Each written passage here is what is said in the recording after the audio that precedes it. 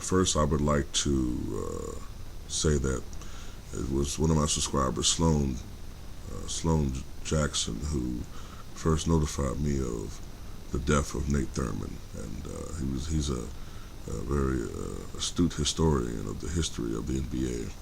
And also later, I got a message also from Scorpio. They're also very knowledgeable, and you know, although the center position has made some changes over the years, I've always been fond of the defensive center, the center that predicates his game not on scoring, but more so on rebounding, shot blocking, and defense. And aside from Bill Russell, I don't think any center ever did it better than Nate Thurman.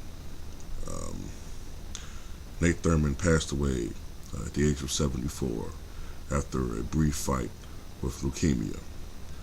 Nate Thurman was probably, during his era, the second best defensive center outside of Bill Russell, and probably after 1969, the best defensive center in the NBA.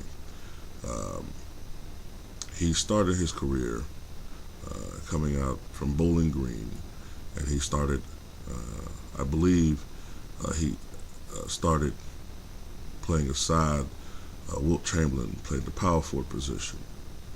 And when Wilt Chamberlain left the Warriors to go to the Philadelphia 76ers, Nate Thurman went into his own. Before that, Nate Thurman did have a great rookie year, and he was on the all-rookie team. But when Wilt stepped aside in that trade, when he went to the Philadelphia 76ers, and Nate Thurman became the center, that's when Nate really started to blossom as an NBA player. And you can make a strong case that Nate Thurman is probably the second greatest center in the history of the Warriors franchise. And he set many records. He's the first player in NBA history to officially record a quadruple-double, though I believe that Wilt Chamberlain probably had numerous unrecorded quadruple-doubles.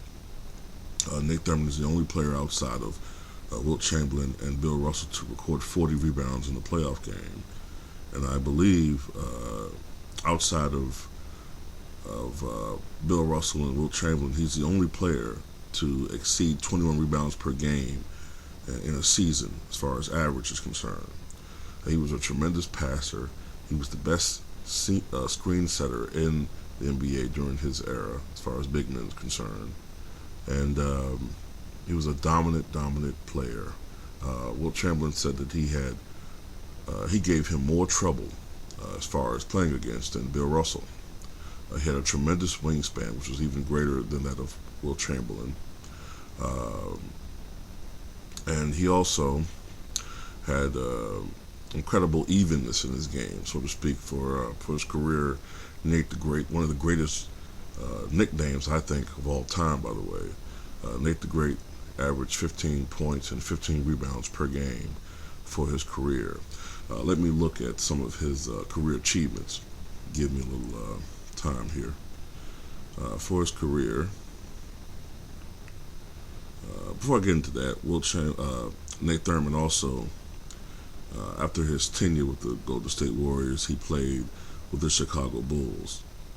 And it was in his first game as a Chicago Bull when he recorded the league's first official quadruple-double. And then he finished his career up with the Cleveland Cavaliers in 1977.